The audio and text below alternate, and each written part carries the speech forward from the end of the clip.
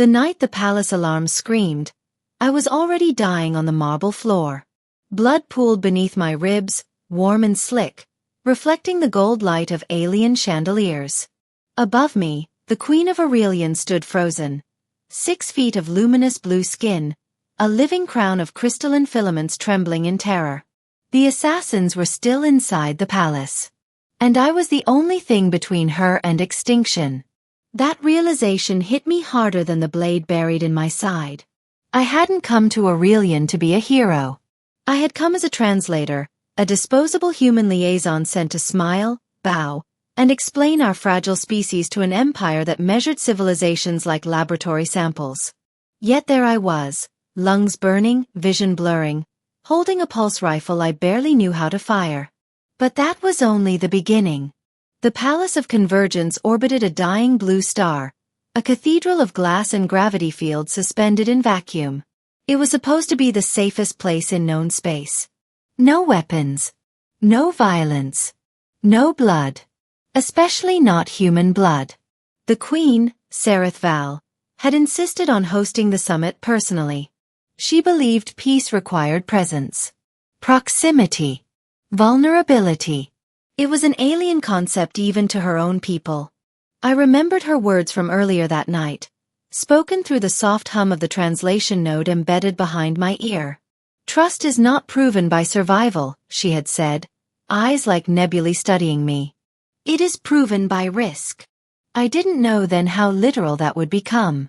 The first shot shattered the silence like a god coughing. Glass exploded. Guests screamed, some in sound, others in electromagnetic pulses that made my teeth vibrate. I saw figures drop, limbs folding wrong, alien blood turning the air into a chemical haze. I moved before I thought. That was the human part of me. Reflex over logic. Instinct over calculation. I shoved the Queen behind a column of gravitic stone just as the second shot burned through the space where her head had been. None of us were prepared for the truth. The assassins weren't rebels or foreign agents. They wore Aurelian Guard armor. Royal crests. Clearance codes that opened every door. Betrayal, I would later learn, is universal. We ran. Or rather I ran. Half carrying a monarch who outweighed me by at least 50 kilos in her ceremonial armor. Alarms howled. Gravity flickered, dropping us into sickening moments of near weightlessness before slamming us back down. That was when the blade found me. I didn't even see the assassin. Just felt the cold pressure, the wet shock, and then pain blooming like a supernova under my ribs. I fired blindly. The body fell. I kept moving until my legs forgot how. We collapsed into a maintenance alcove sealed by emergency bulkheads. The palace went silent except for the distant thunder of boots. I pressed my hand to the wound. It came away red. Too red. What I saw next changed everything. The Queen knelt beside me. Not guards. Not drones. Her. Royal protocol screamed against it. I knew enough about Aurelian hierarchy to understand the madness of what she was doing. A queen did not kneel. Aurelian royalty did not touch lesser species. Especially not bleeding ones. Yet she did. Her hands, long, faintly glowing, hovered over my wound, trembling. You are injured, she said, unnecessarily. Perceptive, I croaked, trying to smile. It came out more like a grimace. Guess this is where I say, it was an honor. Her eyes snapped to mine. Do not cease, she said sharply. You are not permitted to die. I laughed, and immediately regretted it. Pain tore through me. Pretty sure my biology didn't get that memo. She did something then that rewrote everything I thought I knew about aliens. She stayed. Minutes passed. Or seconds. Time bent strangely as blood loss set in. Outside the alcove, the palace shook with controlled chaos. Security teams hunted traitors. Ships undocked. The summit collapsed into panic. Inside it was just us. Sereth Val removed her crown. Among her people, the crown was not symbolic. It was neural. a living interface connecting her mind to the planetary governance lattice. Removing it severed her from her empire. She placed it on the floor and pressed both hands to my wound. Light flared. Soft. Internal. Painful in a different way. Wait. This is not what I expected. Healing nanites, I realized dimly. Forbidden ones. The kind outlawed after the singularity plague. The kind only queens carried, embedded in their own bodies as a last resort. You cannot, I whispered. That tech. It'll drain you. Yes, she said simply. And the room spun. I felt my body knitting itself together, nerves screaming as they reconnected. The pain was unbearable. So was the clarity. Why? I asked. Why me? She didn't answer right away. When she did, her voice was quieter. Older. Because when the blade came, she said, you did not calculate. You did not hesitate.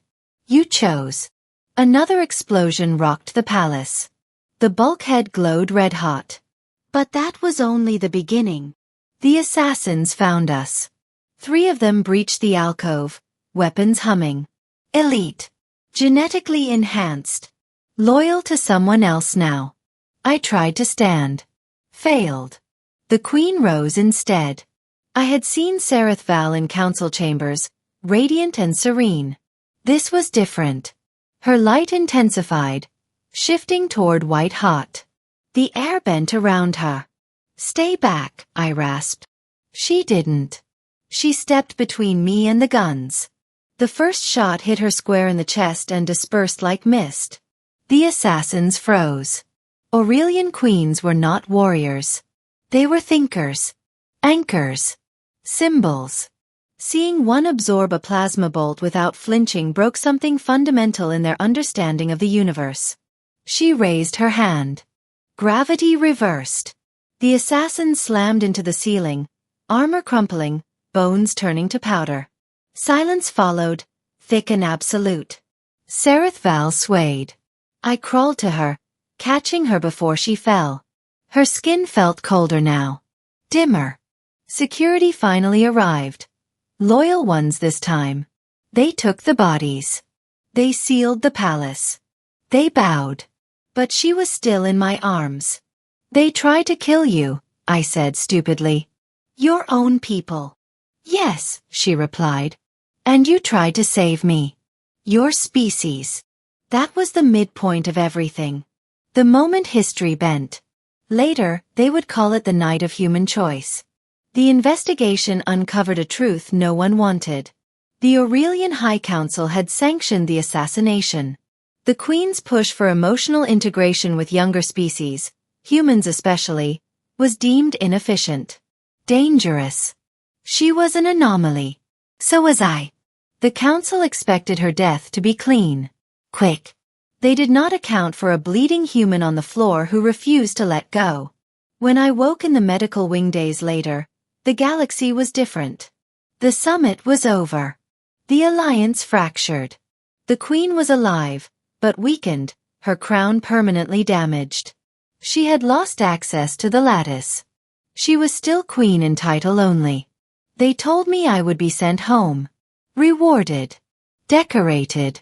She came to see me before I left. No crown. No guards. Just Sereth Val. You saved my life, she said. Seems like you saved mine too, I replied. She studied me, that endless alien gaze softer now. I remained with you while you bled, she said. Among my people, that is intimate. I swallowed. Among mine too. Silence stretched. Heavy. Charged.